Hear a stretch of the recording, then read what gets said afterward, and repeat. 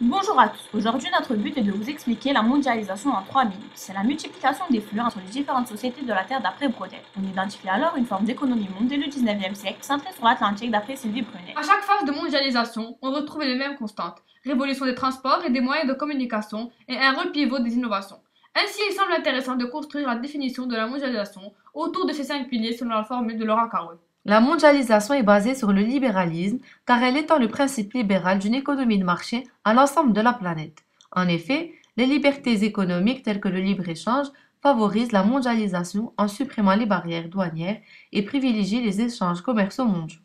D'après le graphique issu de la revue de l'ONCF, on remarque une intensification des flux mondiaux. Cette intensification est alors permise par la mise en place du GATT en 1947 et la création de l'OMC en 1995. Il faut savoir aussi que les flux peuvent être matériels ou immatériels ou flux humains. Le libéralisme connaît des périodes motrices, mais aussi des périodes de déclin. Ainsi, les doctrines libérales ont un impact sur la mondialisation. Elle n'est pas linéaire, d'après Brunel. Le capitalisme est devenu le modèle économique prépondérant dans le monde avec l'émergence de la mondialisation. C'est un système au sein duquel prédomine le capital financier. En privilégiant le progrès technique et l'innovation, le capitalisme a permis de mettre en relation les hommes de tous les continents. En ce sens, il favorise les relations d'échange et d'exploitation.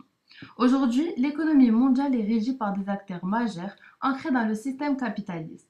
Nous retrouvons parmi eux les FTN qui pratiquent la division internationale du travail, des institutions internationales telles que l'OMC ou encore le FMI, les États car ils régulent et participent à la mondialisation par leur politique monétaire et sociale, enfin d'autres acteurs comme les ONG ou les organisations clandestines. La démocratie est un pilier de la mondialisation car elle accroît la légitimité du système économique et du marché. Pour cela, elle limite l'emprise des politiques sur la vie de la population et empêche l'exclusion par le marché, ce qui permet une plus grande adhésion à la démocratie. Par contre, peu de personnes adhéreraient à la démocratie si leur destin était entièrement dépendant de l'issue de chaque vote. Toute coalition peut défaire ce qu'une autre coalition a fait, puisqu'une minorité peut devenir majorité en offrant à certains membres de la majorité existante une position encore plus enviable s'ils rejoignaient la minorité. C'est un cercle sans fin qui ne peut qu'aboutir à un changement du régime politique. Considérée comme à la base des échanges, la monnaie est indispensable à l'essor de la mondialisation. Le meilleur moyen au plan monétaire de gouverner et de gérer l'économie mondiale est d'utiliser le dollar, monnaie des États-Unis où de nombreuses FTN sont localisées, comme on le voit sur le tableau. Cependant, dans un contexte de déplacement de la gravité du monde vers le Pacifique, on retrouve une montée en puissance du yen, monnaie de la Chine. L'anglais est un pilier de la communication et de l'échange d'informations à l'échelle internationale.